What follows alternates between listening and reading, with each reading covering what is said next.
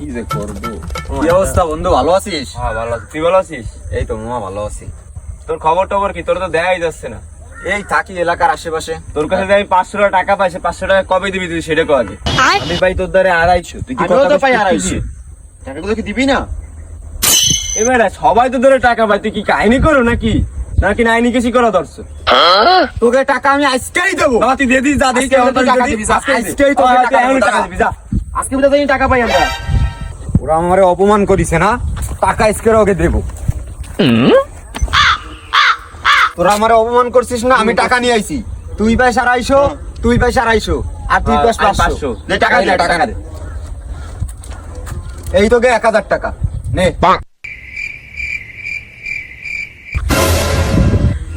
এ ওকে আমাকে সাথে মস্করা করো, ওরে ধর আজকে ধর।